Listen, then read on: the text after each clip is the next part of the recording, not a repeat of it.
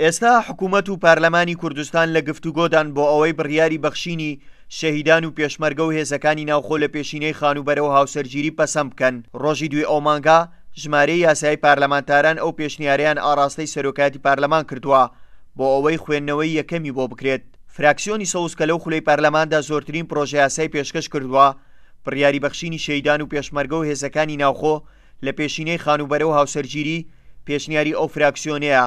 سەرۆکی فراکسیۆنی سەوز هەڵێت ژمارەیەکی زۆر لە ئەندامانی فراکسیۆنە جیاکانی پارلەمان پشتگیری ئەو بڕیارە دەکەن. یەکێک لە خاڵەکان بەخشینی خانەوادەی شەهیدان سەربەرزی شەهیدان لە هەموو ئەو پێشینانەی کە لەلایەنەوە وەریان گرتووە بۆ ئەوەی لە ڕاستیدا بارگرانی زیاتر نەکەوێتە سەر خانەوادەکانیان و خاڵێکی تر خاڵی دووەمیان بریتە لەوەی کە ئەفزەلیەت بدرێتە خانەوادەی شەهیدان بۆ هەر یەکێکی نیشتەجێبوون کە لە هەرێمی کوردستاندا دروست دەکرێت کە حکوومەتی هەرێمی کوردستان دروستی دەکات بۆ ئەو شەهیدانەی کە لەم دوایەدا بە دەستی تیرۆرستانی داعش شەهید بوون و جگە لەوەش بەخشینی هێزی پێشمەرگەی کوردستان و هێزەکانی ناوخۆ لە پێشینەکانی خانوبەرە و هاوسەرگەری هەموو ئەو پێشینانەی کە سوودمەند بوونە لێی. ئەندامێکی لیژنەی پێشمەرگە و شەهیدانی پارلەمانی کوردستان دەڵێت جگە لە پێشینەکان داوا دەکەن پارەی ماگانەی ئاو کارەباش لە پێشمەرگەی کوردستان وەرنەگیرێت.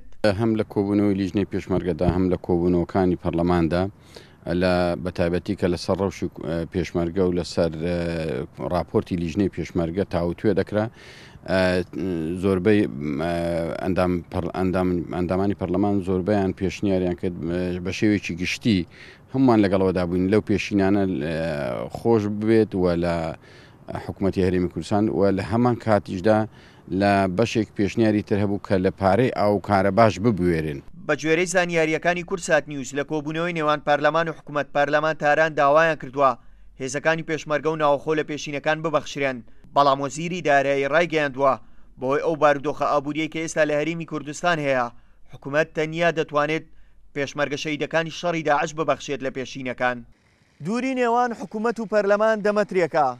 چەند ڕۆژێکە پێشنیار کراوە کە لەو پێشینانە خۆش بن لەسەر هێزی پێشمەرگەی کوردستانە، بەڵام ئەو دەمەترا بۆ هێزی پێشمەرگەی کوردستان وا چاوەڕوان دەکرێت زۆر بخانێ بە زوویی حکوومەت نەگاتە پەرلەمان.